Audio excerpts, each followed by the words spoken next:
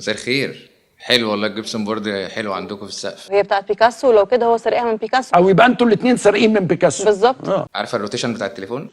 شغليه وهوجي التليفون اللي بيه بالعرض. معلش ممكن تقولي تاني منين؟ لا الحياة مش هتدينا كذا فرصة، الحياة لازم تستمر. اخلص.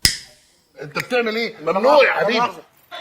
ما كنتش بتسجل؟ الحمد لله. اوعى اكون بتسجل. انت تعرفي عني كده؟ اعرف، انا متابعاك من زمان والله. بقول لك ايه، اوعى الكلام. بقول لك ايه يا امير، بهزر. اكيد بسجل طبعا. كاميراتنا في كل مكان، يعني شايفين كل حاجه بتعملها وسامعين كل كلمه بتقولها. مساء الخير. انا اكلمك وانا بطبخ، ازاي ايه يعني ولا شغال؟ جميل جدا كده كويس يا حسن. قمر. حلو كده، حلو معاك. حلو جدا. ها؟ ايوه ده حد بس من الكرو كان نفسه يعطس فمش عايز يعطس عشان التصوير، فاحنا بنقول له يعطس. واو. انت برج ايه؟ الأسد. الاسد؟ انا برج الاسد اصلا. أنا يوم 27. ايوه 27/7. ما ده عيد ميلادي. بتهزر. والله العظيم. بقول لك إيه؟ ما تعلنها بقى. تعلن ايه؟ جوازنا. ما عرفتيش المفاجأة؟ مش احنا طلعنا راضيين على بعض. وشغاله ولا بتدرسي؟ بدرس ماسترز Public Health Practitioner، يعني شخص مهتم بالصحة العامة. يعني هتفضلي مهتمه ولا بعد كده هتتحركي لحته ثانيه؟ أرقش الحبهان. بيصور برنامج، هو قرر يستضيفني من احدى توب 10 important casting personalities. بتتكلم كده ليه؟ انا عشان أنا أجنبي، من أمريكا لازم نتكلم كده. نبدا. ابدأ. يلا. يلا صور نور دور مزيكا. قلبك انت نركب جد. هات الأجرة يا إما هفتح ماتو عليك والجاني.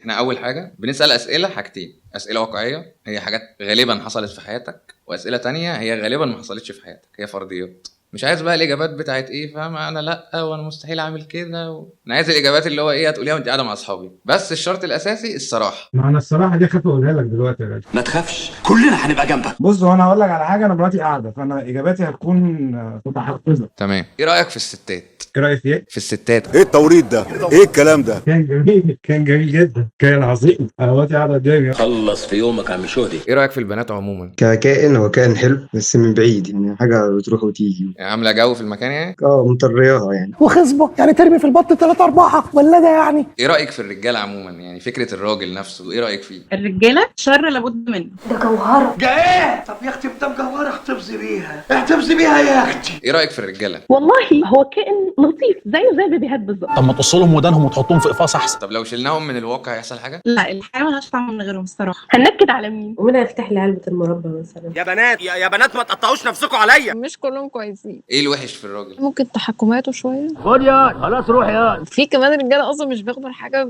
بهدوء. عاجبك الحمار اللي بيذيع بره ده؟ مين الكراش بتاعتك في ابتدائي؟ يا أحيي. يا نهارك اسود. طب ده في ابتدائي. عارف ده لو في الحلم هتعلق. شخصيتها زيزة ممكن تديك بالجزمة. مين الكراش بتاعك في ابتدائي؟ أحمد حسين. اديني فرصة افتح المطوة. الله يمسيها بالخير. نورهان. بس مشيت مع واد خيخة اللي بيشيل الموبايل. مين الكراش بتاع ابتدائي وايه اللي كان مختلف فيه عن كل الولاد اللي في سنه؟ يعني كتفكير اي بنت، الولد اللي اشقر ابو قصه اللي ريحته حلوه. الولد كان امور جدا ما شاء الله، كان طويل وانا كان عندي عقده في موضوع الناس الطويله دي. غالي والطلب طويل قوي. هو كان الشخص بيضحك الفصل، يا لهوي كان بيرقص الفصل كله. سمعت ان النسوان بتحب الراجل اللي دمه خفيف، فقلت اسجل افيهات يمكن تفتح لي سكه. لما كبرتي بقى مين الكراش بتاعك وبرده ايه اللي بيميزه عن بقيه الناس اللي حواليه؟ يؤسفني اقول ان مفيش. لا برضه مفيش. مفيش كراش؟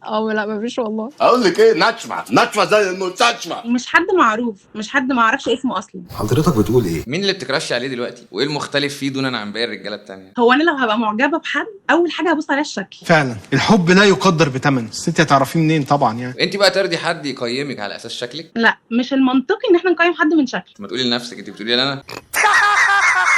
جاب لنا الكلام ليه انت كمان؟ طيب الحلو ده بالنسبه لك لبناني ولا جنسيه معينه؟ لو قلت هتضحك عليا. ليه؟ والله هو انا بالنسبه لي الراجل القمر يعني قوي في نظري كان اسمراني وطول بعرض وجته كده واقرع مصري يعني. زنجي اسمراني وجته وبيطلع. انا ما اقدرش على اجر محمد رمضان. هو بني ادم جاي من السودان جنوب افريقيا. الفرنج ده عاش يا رجاله. مين الكراش بتاعتك دلوقتي؟ بص يا ريس، انت بتتكلم واحد مقبل على الاربعينات ومتجوز وعنده عيلين.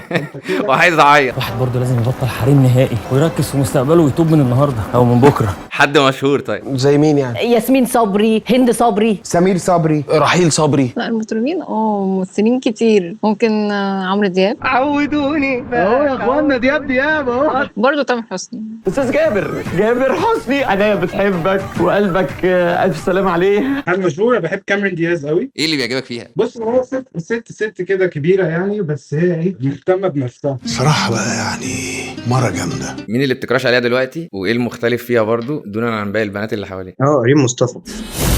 هي دي لميات. ايوه هي. ايه المختلف فيها بقى دونا عن البنات اللي حواليها؟ مش عارف بصراحة بس هي عجباني. أنا محتاجك جدا. مش لوحدك حبيبي. راسية كده بحسها مش بتقلل من نفسها. حاجه تانية ايه يعني؟ بتبيع سبح؟ طب ايه الفرصه اللي ممكن تتوفر لك ان انت تتعرف عليها؟ البرنامج يعني ممكن. ابوس ايدك ابوس ايدك. هتريل على القميص. يعني ايه الفرصه اللي ممكن تتوفر لده؟ زيرو، مفيش فرص خالص؟ غير البرنامج. خلاص يا حبيبي أنت هتعيط. اترفضتي قبل كده؟ لا يعني مش بالمعنى ده يعني. يعني إيه أول مرة أسمعها دي؟ يعني اعجبتي بحد من طرف واحد؟ هو ممكن في اول كان من طرف واحد، بس بعد كده من طرفين، بس برضه ما حصلش نصيب في الاخر يعني. يلا مش مهم. انت اترفضتي قبل كده؟ ابدا عمري. ايه مشكلتك في انك تترفضي؟ عشان انا شايفه نفسي ما اترفضتش، عشان انا بحس ان انا ما اترفضتش. هو انت ليه مقتنعه ان انت محور الكون في كل حاجه انا بفكر فيها؟ ليه يا عم اترفض عادي؟ دي حلاوة روح يعني، ليه واخد الموضوع بشكل شخصي؟ انت بقى رفضتي؟ كتير. ليه؟ مش التيب بتاعي. طب يعني ايه الضرر في ده؟ ايه الاسباب اللي انت رفضتي عشانها؟ طريقه تفكير. طريقه الكلام تكون مشابهه. أنت بتتكلم كده ليه؟ عشان دي لغة الكار يا نجم، مع كل كار وله لسان. اترفضت قبل كده؟ اترفضت؟ اترفضت. ايه؟ مالك فخور قوي. ده جايب السؤال في وشي. لسه مكروف من 5 بنات وامهم.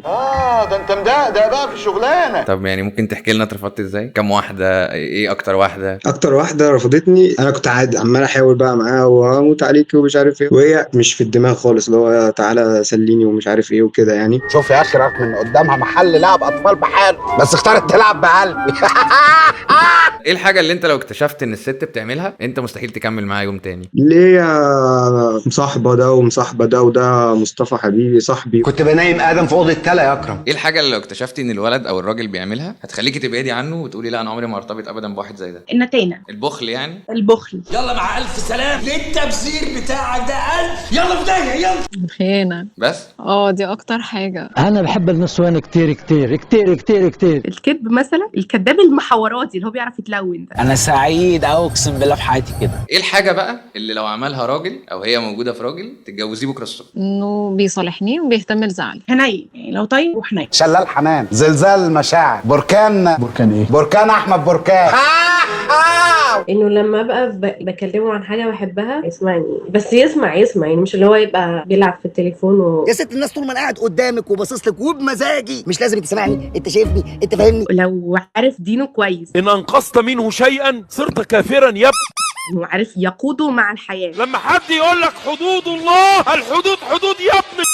هنبتدي بقى في الاسئله اللي هي فرضيات بقى، حاجات بقى ما حصلتش بس لو حصلت هتعمل ايه؟ بس بصراحه بقى يوم فرحك وكل حاجه متظبطه وكده والناس قاعده في القاعه مستنيينك تيجي، رحتي القاعه العريس ما جاش، فانت جربتي ان انت تتصلي عليه قفل تليفونه، هتتصرفي ازاي في موقف زي ده؟ اولا مع الناس اللي هي قاعده بقى ومنتظره الفرح وكده، وهتتصرفي ازاي معاه هو؟ طب انا عندي اقتراح يا اكسن بيه. اتفضل يا فندم. الاول بس ننقذ الموقف، عريس تاني. ده خلاص اتحل ده الحمد لله. انا من النوع اللي بيقفل، فانا مش هحاول اعرف حتى حصل ايه. عادي يعني، الموضوع ده اصلا مش فارق معايا خالص. لا ما اعتقدش اني هعمل حاجه خالص.